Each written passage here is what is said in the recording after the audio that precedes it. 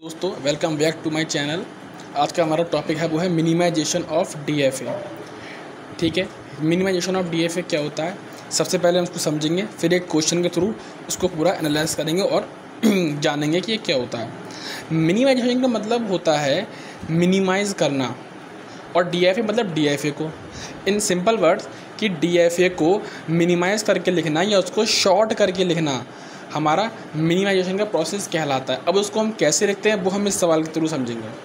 तो इसमें दो चीज़ों का बहुत ध्यान रखना पड़ता है।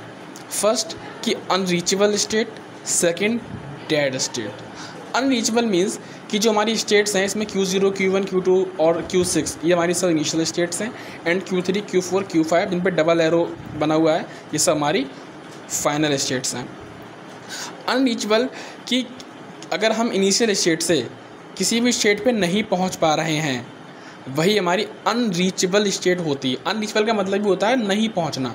तो अगर Q0 की बात करें तो इस Q1 पे जा रहे हैं इनिशियल स्टेट, क्योंकि हमारा स्टार्टिंग स्टेट है वो Q0 है, तो इससे हम Q1 के थ्रू Q3 पे भी जा रहे हैं, Q2 पे भी जा रहे हैं, Q4 पे जा रहे हैं, Q2 के थ्रू Q5 पे जा रहे हैं, बट हम Q6 पे नहीं जा पा रहे हैं।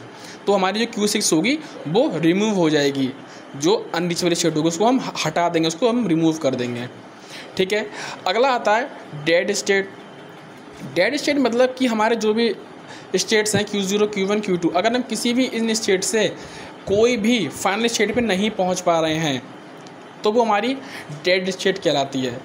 जैसे अगर हम Q0 की बात करें तो Q0 से हम Q1 के थ्रू Q3 पे पहुंच रहे हैं, हाँ फाइनल स्टेट पे पहुंच रहे हैं। Q2 की बात करें तो Q2 के थ्रू हम A पे जाके Q3 पे पहुंच रहे हैं और हम Q5 पे पहुंच रहे हैं, यानी हम यहाँ भी फाइनल स्टेट पे पहुंच पा रहे हैं। अगर हम Q1 की बात करें तो यहाँ पे हम ऑब्वियसली A के थ्रू Q3 पे और B के थ्रू Q4 पे, यानी हम तीनों स्टेट से तीनों फाइनल स्टेट पे पहुँच पा रहे हैं, यानी यहाँ हमारी कोई भी डेड स्टेट प्रेजेंट नहीं है। एक चीज़ और ध्यान रखना दोस्तों कि डेड स्टेट में क्या रहता है, हम इसको रिमूव नहीं करते हैं, कि अगर डेड स्टेट में कोई आ जाता है तो उसको रिमूव नहीं करते हैं। आफ्टर रिमूव Q6 हमारा जो डायग्राम होता है कुछ इस तरीके से बनता है। अब हम क्या करेंगे, इसकी एक ट्रांजिशन टेबल बना लेंगे जो हमने यहाँ बनाई है। ट्रांजिशन टेबल आई होप जानते होंगे, जैसे Q0, Q1, Q2, Q3, Q4, Q5 जो हमारी सब स्टेट्स हैं वो लिख लेंगे, और A और B जो हमारे सिम्बल्स हैं A और B। अब Q0 की बात करें तो Q0 से A पे कहाँ जा रहे हैं Q1 पे, और B पे कहाँ जा रहे हैं Q2 पे।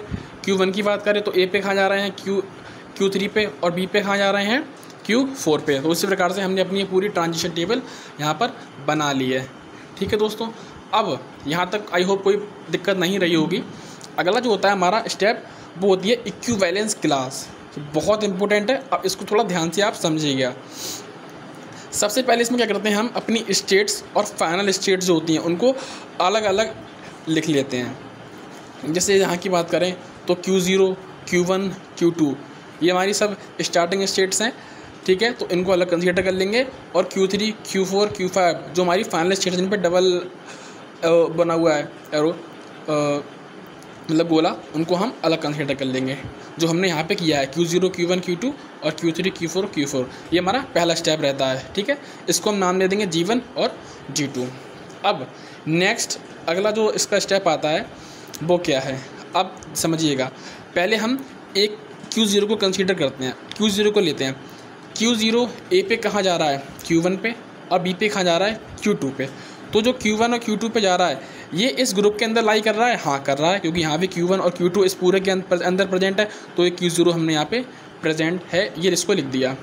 अब हम Q0 को Q1 के साथ कंसीडर करते हैं। तो Q1 की अगर अब हम Q1 की बात करें तो Q1 हमारा A पे कहाँ जा रहा है Q3 पे, और Q1 B पे कहाँ जा रहा है Q4 पे, जो कि हमारा इसके अंदर इस ग्रुप के अंदर प्रेजेंट नहीं है, इसलिए हमने Q1 को अलग कंसीडर कर लिया। ठीक है दोस्तों, अब अगली हम Q0 को अब Q2 के साथ कंसीडर करते हैं।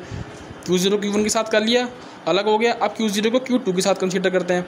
तो अगर Q0 को Q2 के साथ कंसीडर करते हैं तो ये A पे कहाँ जा रहा है Q3 पे, और B पे कहाँ जा रहा है Q4 पे, जो कि अगेन इस ग्रुप के अंदर लाई नहीं कर रहा है, जो कि इस ग्रुप के अंदर कर रहा है। तो इसलिए हम Q1 और Q2 को अलग एक साथ कंसीडर कर लेते हैं और Q0 को अलग कर लेते हैं, क्योंकि Q0 इसके अंदर लाई करता है इसलिए। ठीक है, अब अगला आता है इस वाले ब्लॉक की बात करते हैं, ये हमारा कंप्लीट हो चुका है। अगला आता है ये वाला। अब Q3 Q4 Q5 again Q3 check करते हैं, तो Q3 हमारा ए पे Q3 पे जा रहा है, बी पे Q1।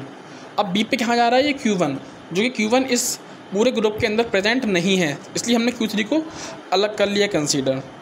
अब Q4 और Q5 की बात करें तो वो ए पे कहाँ जा रहा है, Q4 Q5, और बी पे Q5 और Q4, जो कि इस बॉक्स के अंदर है, इसलिए Q4 और Q5 को अलग कंसीडर कर लिया। मान लो अगर यहाँ पर भी Q1 होता या Q2 होता तो ये Q4 Q3 के साथ मर्ज हो जाता। ठीक है, बस ये हमारा पूरा इसको हमने शॉर्टेड कर लिया। अगेन हमने सेम इसको ऐसे उतार लिया। अब इसकी हम क्या बनाएंगे, एक ट्रांजिशन टेबल बना लेंगे, Q0 Q1 Q2 Q3 और Q4 Q5, तो हमने यहाँ कंसीडर कर लिया। अब सेम ए और बी, अब भाई उसी पेज पे जाओ वापस, तो Q0 से ए पे कहाँ जा रहे हैं, Q1 पे, और Q0 से बी पे कहाँ जा रहे हैं, Q2 पे। तो अगेन Q1 Q2, अब देखो Q1 Q2 अलग तो है नहीं, अब वो एक बन चुका है, इसलिए Q1 Q2 दोनों कंसीडर किया है। आपको कन्फ्यूज़न ना हो कि भैया यहाँ पर तो आप देख रहे हो Q0 से ए पे Q1 पे जा रहा है, यहाँ भी Q2 से पे जा रहा है, बट आपने यहाँ कंसीडर कर लिया, इसलिए मैंने आपको बता रहा हूँ कि Q1 Q2 दोनों एक साथ हैं, इसलिए मैंने Q1 और Q2 यहाँ भी और Q1 Q2 यहाँ भी कंसीडर कर लिया है। ठीक है, हाँ। अगला आता है Q1 Q2, तो Q1 Q2 की बात करें तो Q1 ए पे कहाँ जा रहा है, Q3 पे, और बी पे कहाँ जा रहा है, Q5 4 पे। तो यहाँ तो Q3 पे जा रहा है, और बी पर भी ये कहाँ जा रहा था, Q3 पे जा रहा था। ठीक है, Q1 और Q2 वाला, तो इसकी ऐसे ही हमारा Q1 बी पे कहाँ जा, Q1 Q2 की बात करें तो Q1 हमारा बी पे कहाँ जा रहा है, Q4 पे,